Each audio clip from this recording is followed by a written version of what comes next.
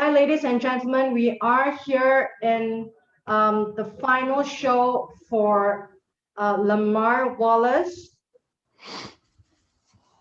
Hi there. Do you want to do ministry full time, but don't know?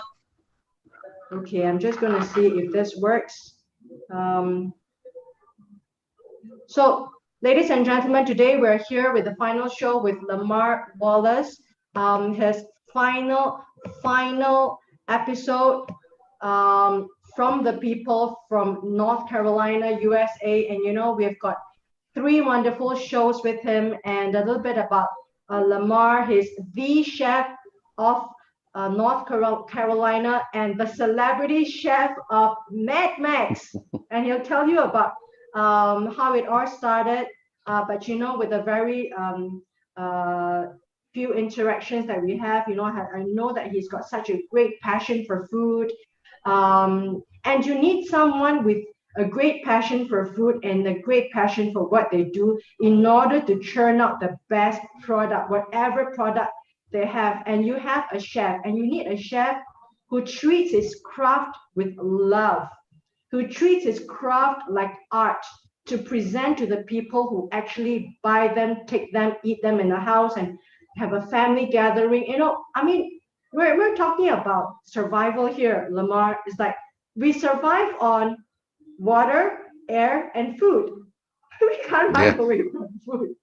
So, I'm yeah, just saying that in the pandemic, I'm just going to see your business is going to take off because everybody's going to be in lockdown. They can't afford to go to the restaurants for takeout, that they're sick of the food in the home and their quarrels between husband and wives about washing. And then, you can buy in bulk for the families, right? I mean, families, we can't buy in bulk. We can't buy like 5 or 10 kilogram of meat and then hoping to finish it in a year, right? So you present people like us who are in a lockdown a lot of propositions that why we should have your food, because your food is on subscription. I know you should tell us more about your subscription plans, about the weekly plans, about the different kinds of soul food, the different kinds of food that you prepare with love, and for different categories of people with, looking for different kinds of taste buds, which you are so good at. I mean, in the last episode, Lamar, you talked about you are trained in international cuisine, right?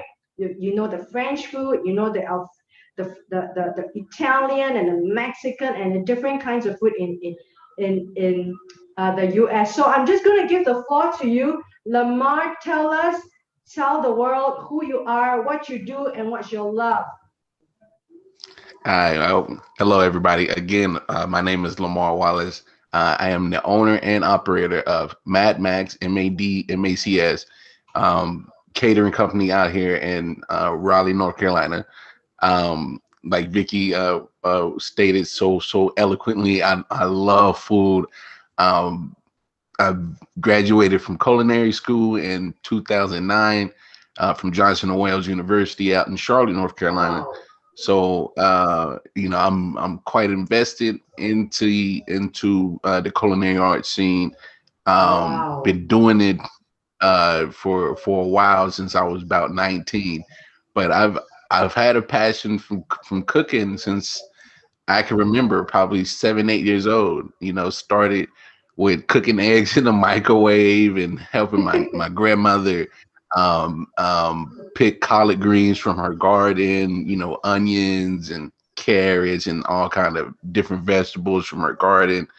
Um, so it's been a family hobby, but just something that I've taken to the next level. I don't even consider it a day that I'm working, especially when you love what you do.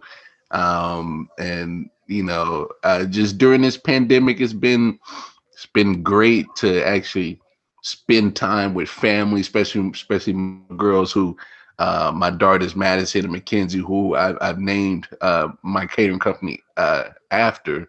And so Madison is the mad part, and Mac is Mackenzie. So Yeah. I purposely did that just to tie in how important family is Yeah. to our family, Yeah. and how food is usually a time that we bridge the gap to enjoy each other's company, check in on each other. You know, food is literally a harness that a lot of people use Harness. to communicate, to Wow, that's a reach out. great way. I see that Yeah. as the headline of your company slogan. The harness your love through Mad Max with celebrity chef Lamar Wallace. So you've got a winning slogan there. Harness the love. Lamar. Yeah. When I speak to you, I can see the twinkle in your eye. Your eyes light up when you talk about food, and you need people who dedicate themselves in the art, in the craft of doing something as important as food that you buy and you eat it. Because number one, food takes a big proportion of our income, right? I Yeah. mean, and especially during times of the pandemic, people can cut down on luxury. They can cut down on buying the next newest phone, but people can't cut down on food. Yeah. I And mean, in food's necessary. yeah, and I'm just wanting to let you know a little bit about Singapore. Even when a lot of businesses are, I should say, like, crushing, some of these mom and pop stores are crushing, but the food scene is flourishing in Singapore because pre-pandemic days, Singaporeans are not some people who they like to cook in a home because it's a fast-paced life. People just Hmm. grab and they go, or they go into a restaurant, they go into a fast food, they eat for like 45 minutes, an hour, they meet up with their friends. That's where they talk about business, talk about jobs, very important time. But then they leave home and then they sleep, and next day it just goes around like a groundhog day. So people do not really want to cook in the home. And because buying, shopping takes time. Shopping takes effort. It takes time away from your job, your family, your children, and the me time. And also the cooking time takes time off from all these things, and also the washing. Can you imagine, in a pandemic, people are under a lot of stress already. Therefore, I think I'm just letting you know that in Singapore, the food scene is actually flourishing. People are opening up That's awesome. businesses. Yeah, people are opening up common kitchens. We've got a common kitchen, something like Uber Eats, a similar company whereby they're rolling out a common kitchen. People are just that's what I read.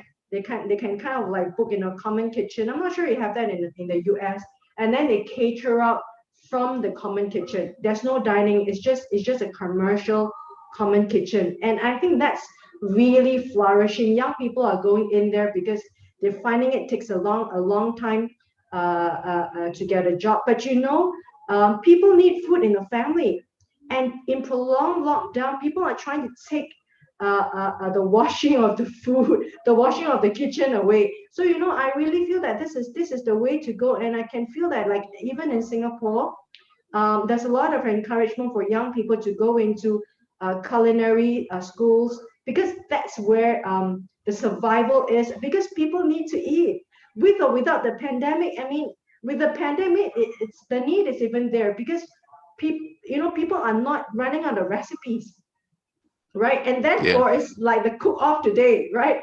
It kind of dovetail to our topic about the cook off. You saw my fried rice video. What's your take on my fried rice video? No, no, Vicky, your fried rice look good. I like that you had the egg in there. You had some cabbage in there. You had you had a little bit of everything in there. It looked mighty delicious. I was like, once I saw it, I'm like, man, I gotta step my fried rice game up. Vicky can't, I can't come over there on the show and get outdone by Vicky. Yeah, just to let you know, my fried rice is my hack. And Lamar got this channel called the Cook Network. And I rolled out during the pandemic. I was thinking like, oh, okay, I'm gonna cook, right? I'm gonna cook for my husband and myself. Um, you know, but the channel is almost dead. Like I told you, after like 1 month, I realized I'm just recycling my recipes. I mean, it's dead. Yeah, no, no, you're right. I mean, Yeah, because I keep doing the same thing. I can't be doing fried rice like 10 fried rice every day on my channel. So I'm almost like the fried rice queen. hey, but honestly, you can make 10 different variations of fried rice. I mean, honestly, it I depends on did, I what kind did. of ingredients you're putting in there. I did. I'm actually planning to do my fried rice cookbook to be rolled out in we can collaborate to have this international collaboration on fried rice. I'm going to tag Oprah because she's got this Instagram that says Singapore fried rice, but I can cook better than her. And I'm going to tag her for our fried rice cook off later on. What I do for my fried rice is, and because I've got so limited recipes, right? I call myself the fried rice queen. I mean, I'm the best queen in my home. I'm the best fried rice queen in my home. I'm the celebrity chef in my home. Nobody fights me because I'm the only chef in my home. Yeah, Yeah, but I cook with different kinds of grains, multi-grain, black rice, brown rice, red rice, basmati rice, and of course the jasmine rice. But I eat very little of the refined white rice. I'm more like the whole food kind of person, and yeah, I yeah. do a fusion of curry with curry powder, with a lots of spice with chili. You saw that, and throw in whatever vegetables I can have, and then with my dash of my very wholesome either sea salts or my Himalayan pink salt. Something that adds to the extra bit of the flavor from the saltiness, and of course soya sauce. The last dash of the soya sauce in it, but really making it. I like a little bit, Lamar. I like a little bit when it overcooks a little bit with that kind of the kind of the dash of that brownish crispiness.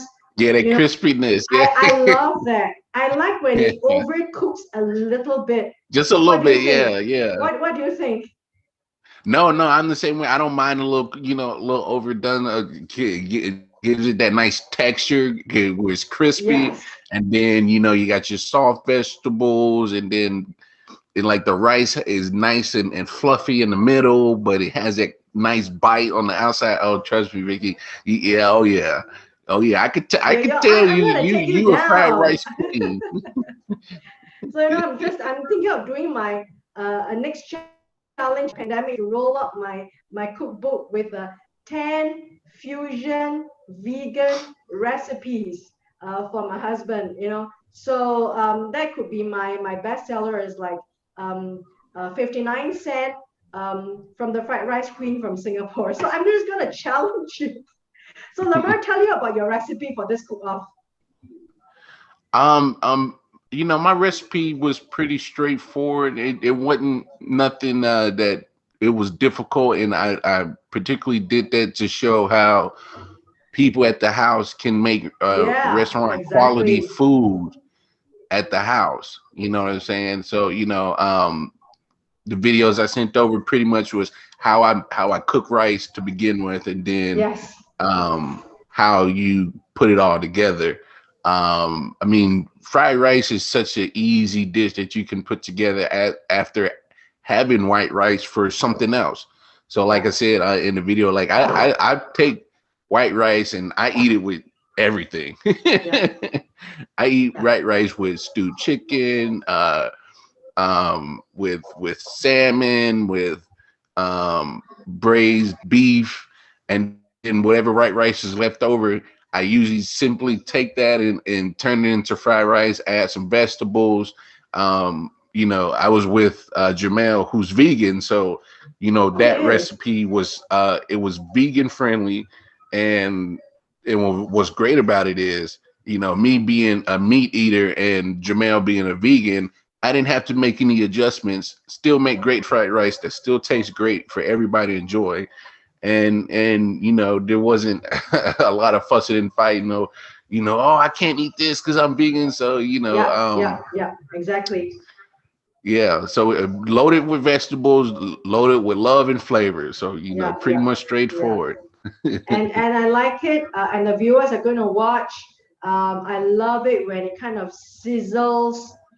That's where you can actually almost feel it's going to be crispy Hmm. at the end. I love that. I love the kind of crispiness at the edges, like what you say, the texture, the variety of texture. You have the grains, and then you have the fluffiness, and then the crispiness at the edge. Oh my God, it's like Hmm. I'm gonna salivate. I Okay, know. is I there want is some fried there rice right now. Now. yeah is there any secret ingredient to make it like pop, to make it like extra when you do your fried There's rice? a couple secrets that you'll see in the viewers will see in the video. I like to do a little mix of just like your standard canola or vegetable oil, but with a little mix of sesame oil because I like the I love flavor of sesame sesame oil. oil. Yes, but I use a little bit more canola or vegetable oil because the smoke point of Ye- that oil is a little Wow. bit higher than your There sesame you have oil. it. You see, you have got the expert there, and you've got the amateur here. So that's the chef. So I'm more the apprentice. So chef, should we start your video? And then you know what, I'm all in for the sesame oil. I'm all in for that. That gives it the extra flavor. When things are a little bit dull, you add in that dash of that sesame oil. It kind of like just makes it all come together, Oh with yeah, the grease and everything. That makes it like really healthy too, because sesame oil is healthy. yeah. It's from the seed and all this. So we'll talk about it a little bit. Lamar, any more you would like to give before I go into the show, your video? I no, I just cook with love and cook to enjoy it, and then hope everybody enjoys the video. Wonderful. So I'm just going to play it. Thank you, Lamar, for preparing this for us, ladies and gentlemen. I am so sure you will love it. And you will watch Jamel here, and we will come back as the cook-off wraps. All right.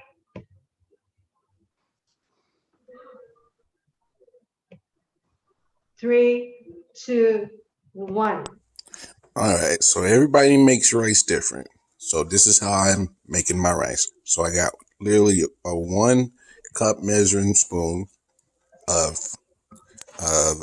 extra long enriched rice. In the pan, I just have enough oil just to coat the bottom. All right, and we're gonna toast this rice off. All right, so my heat's on about medium heat.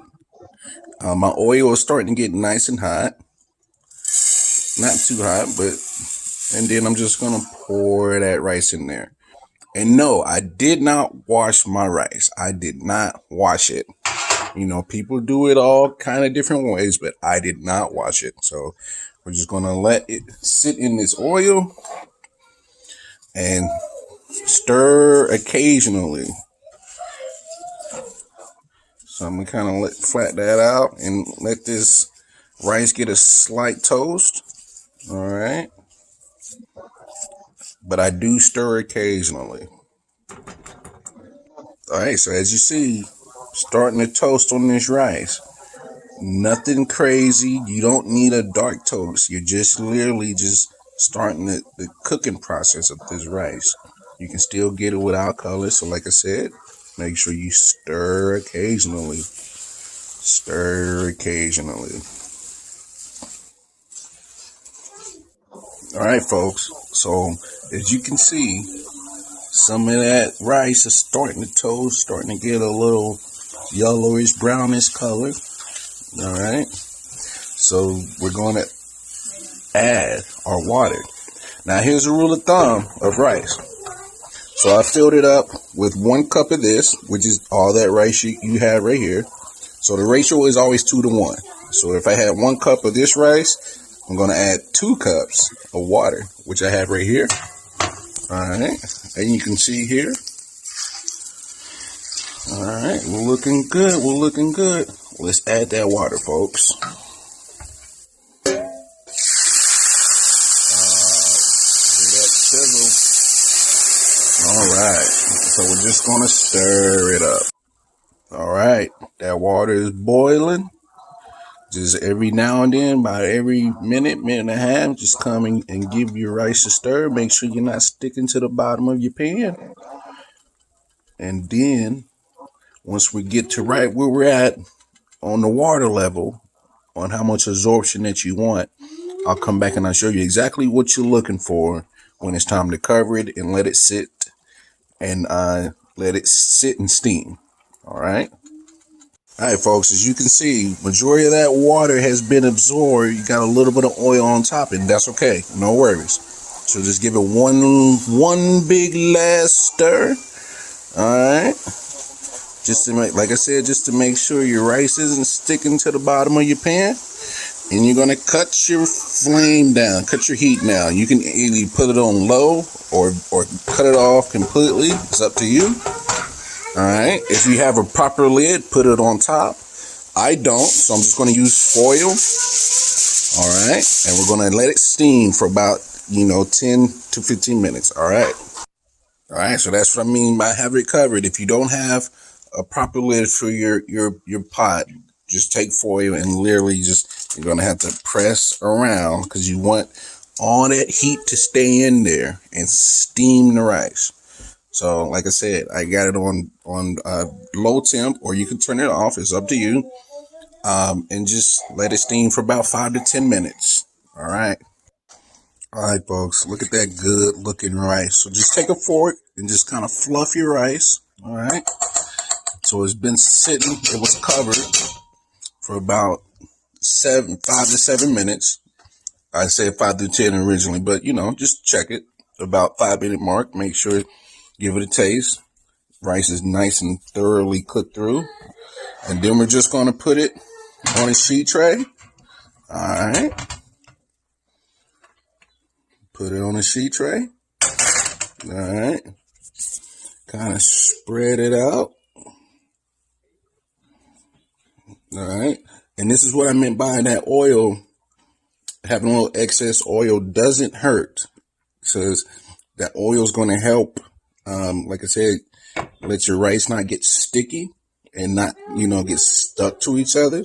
So by the time we let it sit overnight uncovered, and we're going to use it for great fried rice tomorrow.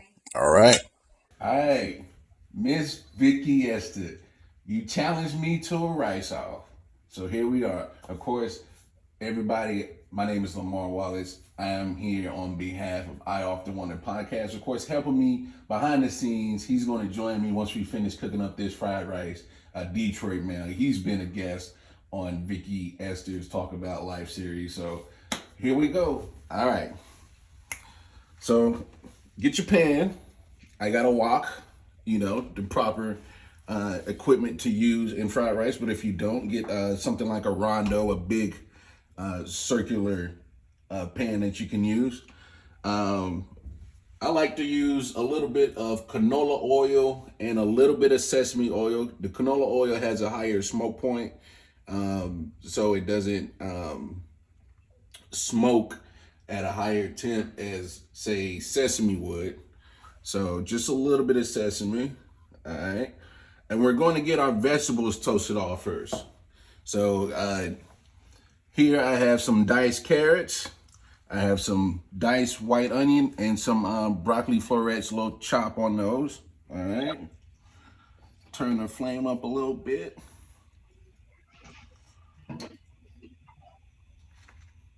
Now the reason why I use a little bit of canola oil and sesame oil, I like the flavor of sesame oil.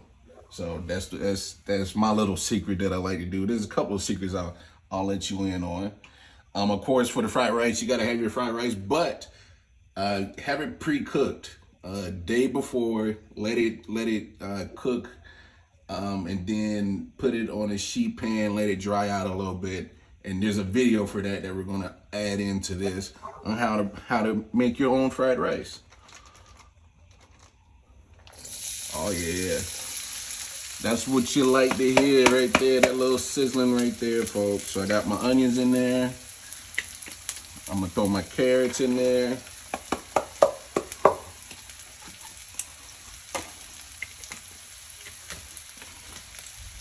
In a second, we'll add our broccoli.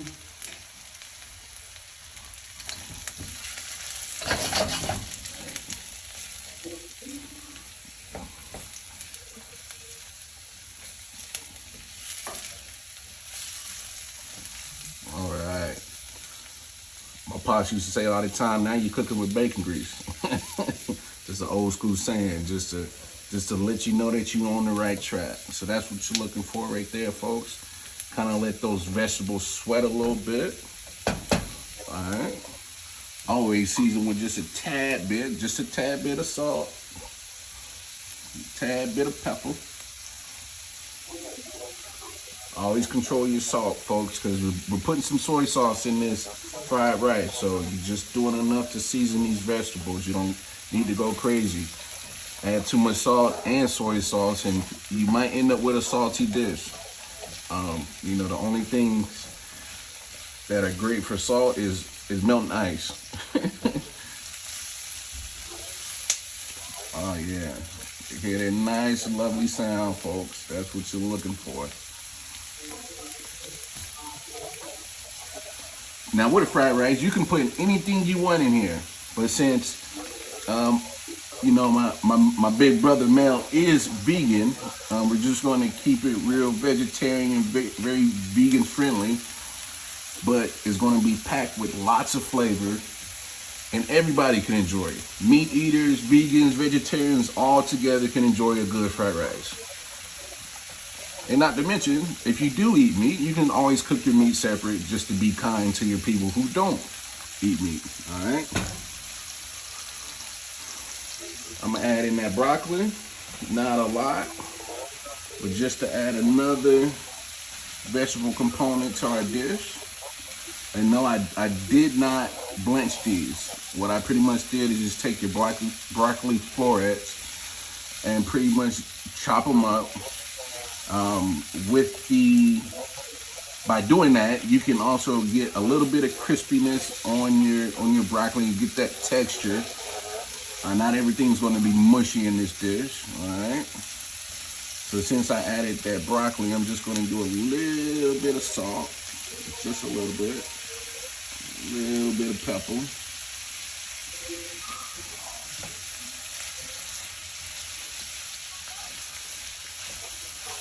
And I love making fried rice. So usually what I like to do is, and this is what me and Vicky were talking about on our last episode of Talk About Life, is I like to make, you know, stewed chicken. Pretty much take chicken thighs,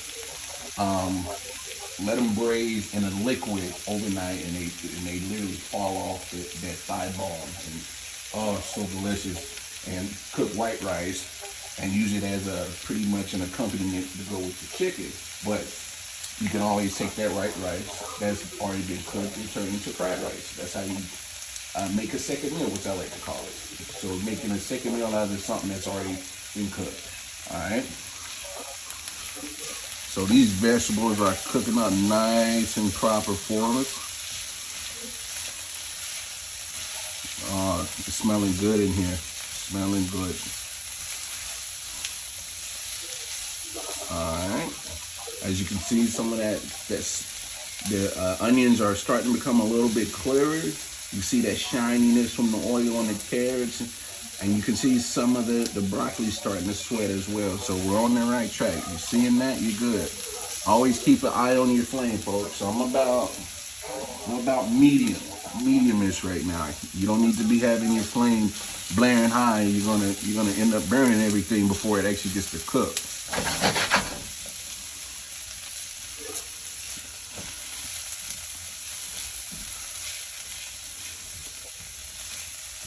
Alright, so I'm gonna make a little well right here, and what I mean by well is just kind of so that the sides of this wok are still gonna have temperature that is still gonna cook. But I'm just making a well right here for our rice part.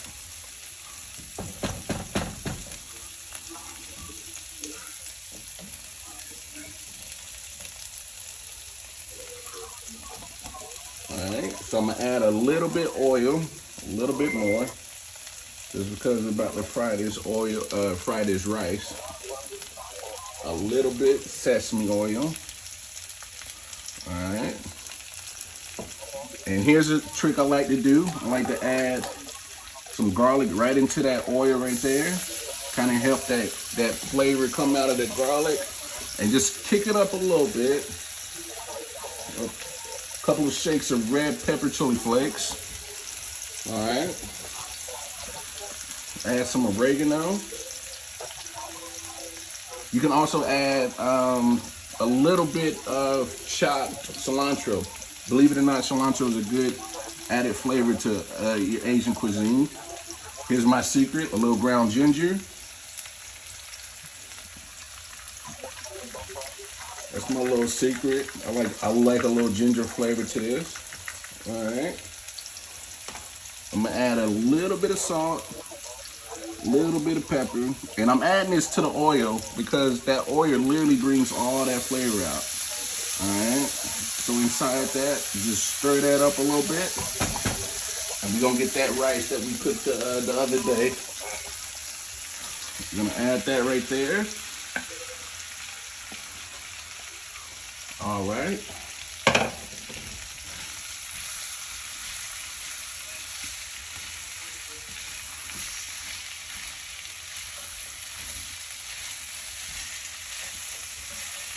Now mix that in with your vegetables you already had in there.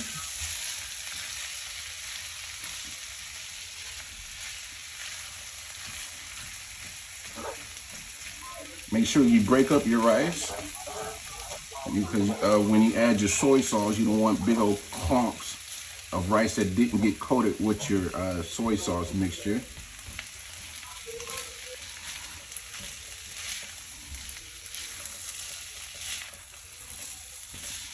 All right, all my vegetables are mixed in there.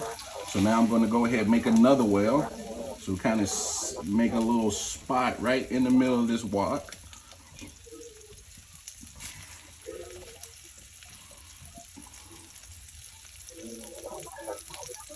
We're going to add some soy sauce.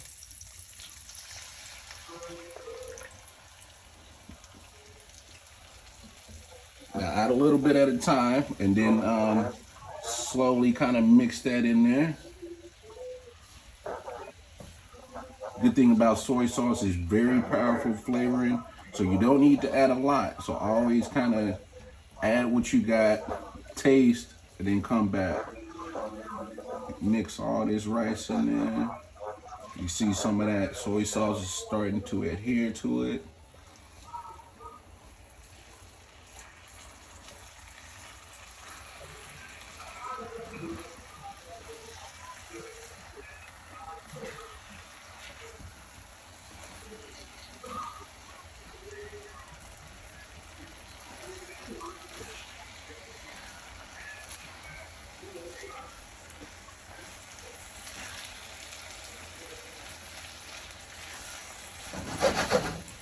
Oh yeah, we are in there like swimwear, folks. Look at that come together.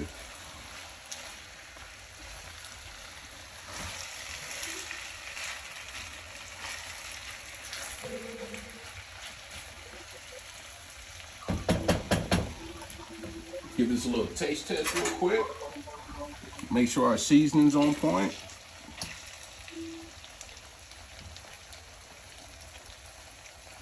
Oh yeah. I add a little pepper, just a little bit. But for the most part, I'm not gonna add any more salt. Our salt content is there. Our sodium point is there. So that's what I said, always be mindful of your salt that you add in sodium, especially with the soy sauce. So some pepper, and I'm gonna add just a touch more and that ginger. I like that ginger flavor. Boom, boom, boom. All right. And you hear that frying? Oh yeah. Fried rice, y'all. So always just kind of, you can let it sit for a little bit, but make sure that you don't want to sit too long. Give it a good stir. Otherwise you start losing your rice to the bottom of your wok. All right, I'm gonna cut this off. We're gonna plate up, and me and Mel, Detroit Mel himself, he's gonna make an appearance, and we gonna break bread, y'all. See y'all in a minute. Alright, so the fried rice is cooked. Now, here's the best part. You get to enjoy it with great friends and family. So joining me right now, my co-host and I Often Wonder networks that we got going on here. My man Detroit Mel, who's been a guest on Talk About Life with Vicky S before. So Vicky's well acquainted with Jamel. So let's talk about how food affects people's mental, especially during this time in this pandemic. Like we're dealing with a lot of stuff, a lot of mental stuff being thrown at everybody every day. Right. So what is it about food that can help people get through this time, big bruh? I think food is it's a catalyst. You know, food help bring people together. Food connects people. I think food is one thing that on every level people can relate to. You know, you think about when people would say, "Let's go to a dinner and a movie." You know what I'm saying? It was that dinner that they had was that connected and be able to have conversation. Yeah. So I think during a pandemic, especially the time when you're at home, it gives a chance for the family to come together around the table and eat. Yeah. I like and that. then talk and conversate, you know. Because a lot of times, before the pandemic, we was in our busy schedules. Yeah. Right in here, you right here. Everyday So life. Yeah. food's in the microwave, you know what I'm saying? It's in the oven. Right, it's in the oven. Yeah. And you going about your business. So, like, well, a lot of people, you know, the pandemic had been home, stuff like that. You know, the food was able to kind of bring everybody together. So I think that's one thing about food that I like. You know, it brings people together. That's a valid point. You know, me and Vicky have had conversations on this series about food in general and stuff like that. But occupational wise, you know, you still work in the food industry. You know, that's pretty much how me and you got together and connected. So how was the pandemic putting a hold on the food industry in relation to your job? I think at first, you know, when we first started out, I remember when we first talked about the pandemic, they was like, we're going to shut down. I was like, ain't going to shut down, you know. So then it was like, we're going to be gone for, I think the first time they said it was a month or so, a month and a half. And then as it started inching closer to us to come back, oh no, it's going to be up until another 6 months. Then it went out to a whole year. Then it's going to be next year. So during that time, I think like after we were like 8 months out or so, because where I work as a tech company. Okay. So some parts of the building can't be shut down. So there's some people that still come there, even though they do in shifts. Like servers can't. It's got to be somebody to watch the servers. You can't have those go down. So stuff like that. And so they had us come in and cook the food, but we always broke into little small groups. And we didn't have a full menu. It was like, okay, it's gonna be like I call goulash, throw everything in the pot kind of meals, and just enough to feed people. So we started off doing that. Yeah. So I think so one of the ways it affected us was that I didn't get a chance to be creative like I normally do at work. You know, because it was just like throw it together, boom, slop. I won't say slop it together, but throw it together. Yeah, it is. I know what you mean. You know what I'm saying? Push it out. Yeah. So that right there affected. Yeah. And if, now I will say, fortunately, you know, that we are on salary, so our income didn't change. Yeah. That was a good thing. But that's not the most But case the for a lot of operation people. changed because you was working with different people, you worked with usual people.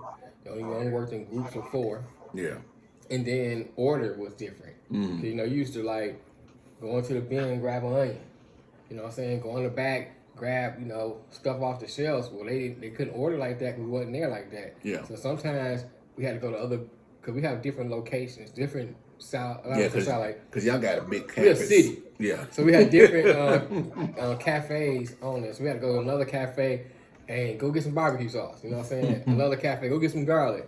Go get a bag of carrots. So it affects the ordering So it part. affects the ordering Yeah, part. yeah. Just like the other day when we was at work, I think we needed like 25 more orders of salmon. So one of the cafes still has stuff in their freezer. Yeah. So now what they're doing now, instead of ordering, we got to empty out all All the the freezers freezers. first before we order. So it's kind of affecting that. You have to like know how to balance that now. It sounds like you know, for a lot of people that never worked in the kitchen, it sounds like you're pretty just rolling the dice on a lot of stuff. Right. You know, you don't want to spend the money to order it because you're not going to necessarily need You don't it. need it. But then when you need something, you're like, well, you better hope another kitchen on the campus got it. It's funny because like you compare it to like cooking at home. Yeah. I can go buy a thing of peanut butter, for the house. It's gonna last for a while. You know, it's gonna get used up. Yeah. Versus if I'm making a peanut sauce just for a particular dish, it's not gonna come in a small thing. It's gonna come in a big container. Yeah. And now the peanut butter is just sitting there. Yeah. You know what I'm saying? Now, granted, peanut butter doesn't spoil like other things do. Yes. But that's just an example of Yeah. how like you walking that tightrope. Well, I got to make something that's in here. Yeah, but I get what you're saying because you got that whole tub of peanut butter. Right. You've only pretty much used it for one thing, and now you're not going to get no use out of it. Yeah, or Sitting either that, or there. you make a whole bunch of peanut butter dishes. Yeah. Next week is something with peanut butter. Peanut butter chicken everything. wings, Thai peanut. You know what I'm saying? we doing all kind of peanut butter All and kind of jelly peanut butter, sandwiches. peanut butter and jelly. I mean, I like cooking with peanut butter. Yeah. You know what I'm saying? But irregardless of that, you're gonna get tired of having the same thing. Oh yeah. And so, I think one of the challenges in working with this pandemic is really trying to navigate through your order. It's just difficult sometimes when you go into your walk-in and you're like, it's not there. Yeah. Then you gotta go to another door or go to the person who goes to the other door. Hey, can you see if such got that before you making your menu? Yeah. You know what I'm saying? Now, luckily, I don't have to do my menus like I used to. I can make my own things like I used to. So it's not as bad on me Yeah. as it is on other people. Okay. But it is sometimes they say, hey, I need you to make this. And then when I need to make, the ingredient's not there. Yeah. Or I need to stretch something or things like that. So, Gotta be a magician you sometimes. it just works. It just works, right? Gotta make it work. Now, of course, I do my catering service. So anybody in the Triangle area in North Carolina, it's Mad Max. Order is rice. And, so I modeled my catering company off of Comfort Soul Food. Okay. And what I mean is Comfort Soul Food is food that you can easily make at the house, but it's something that's going to touch your soul. If you're sad, it'll lift your spirits. If you're happy, it's just another added layer of happiness, and just like you said, a chance to bring people together and conversate. Right. So, what's your definition of comfort food? Comfort food to me is food that has a connection. I remember as kids, we had the family house. Yeah. Great grandma, great aunts, and all his cousins. Whole family. Everybody down there. You just walk in, and there's always some food. Especially on Sundays, we have big Family dinners, yeah. and so those foods that we ate, connect me back to those times. Like collard greens, macaroni and cheese, things of that nature. We used to eat dressing and gravy and all those different things. The baked chicken, or the fried chicken. Sometimes we have fried chicken, whatever they have. It makes me think about those times because some of those people are dead and gone. You know what I'm saying? No longer here with us. No longer here with us. So it brings me back to those moments. Yeah.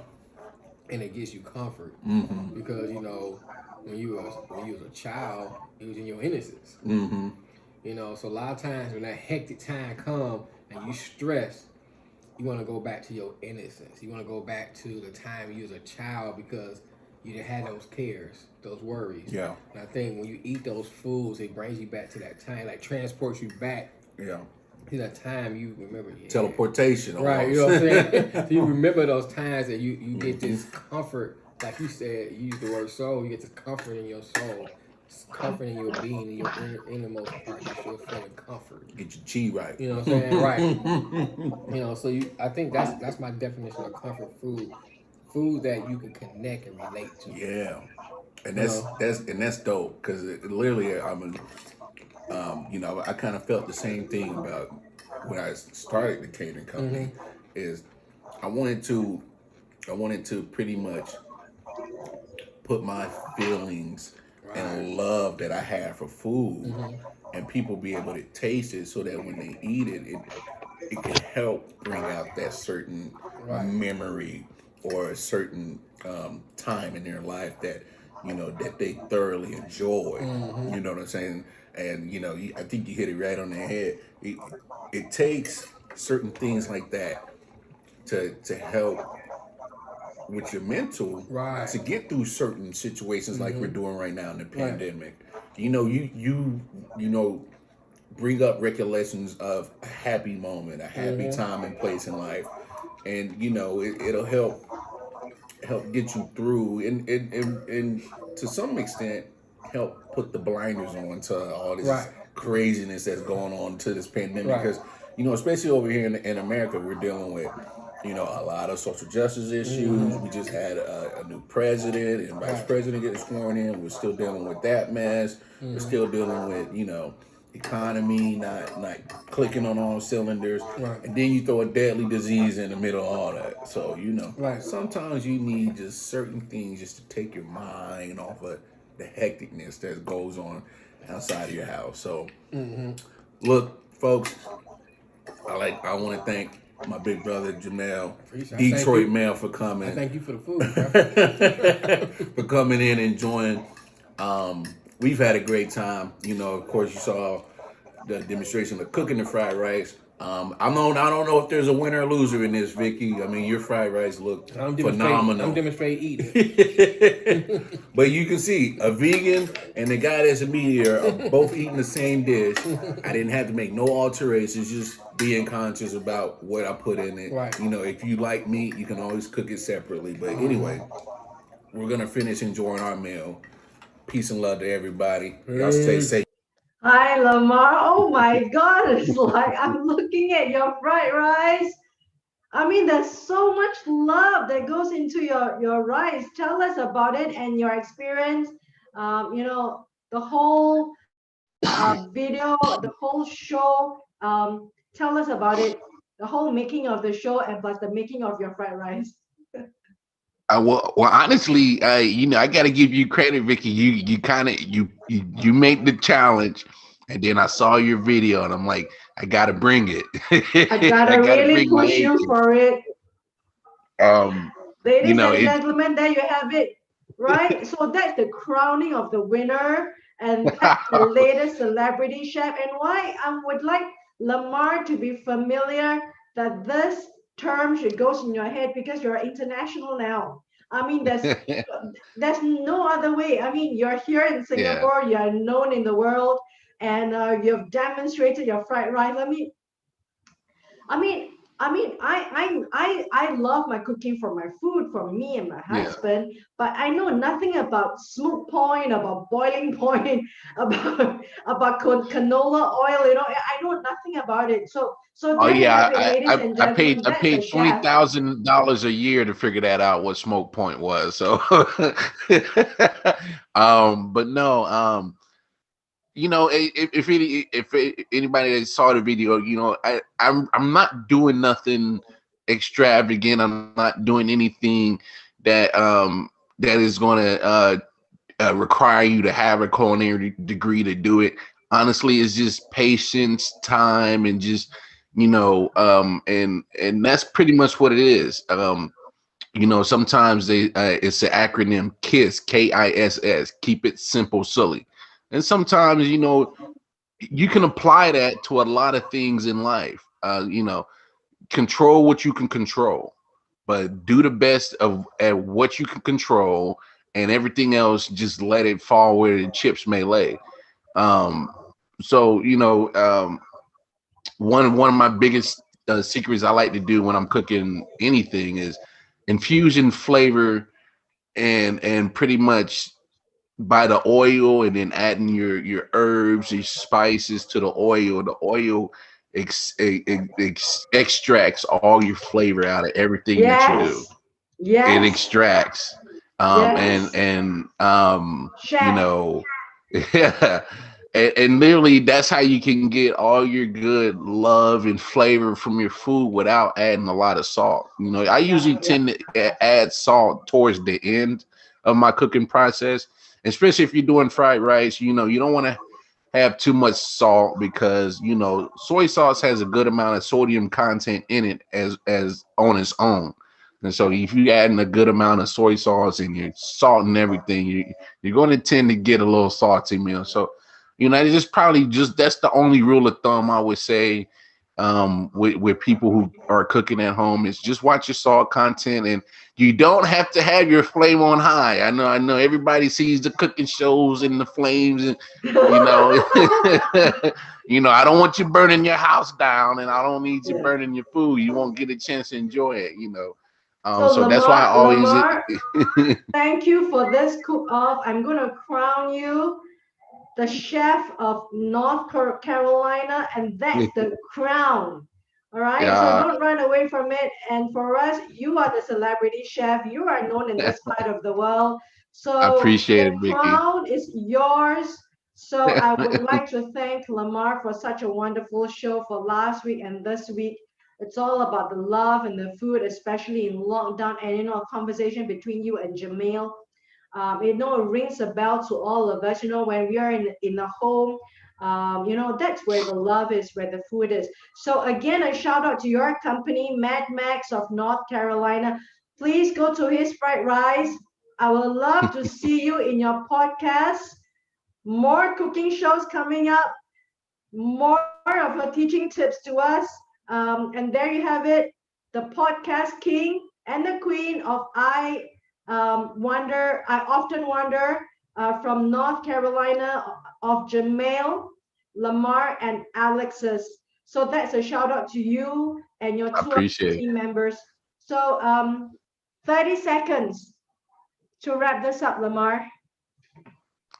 Um, Man, it's been such a fantastic series with you, Vicky. I appreciate all the hard work that you have put in with the Oh, marketing. thank you. Um, your effort that you have done to put on this series, not just with myself, but just with the other team members that we have on this team.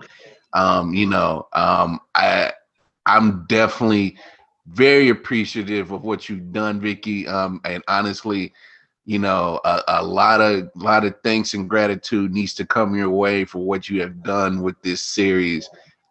We need more like it Thank because you.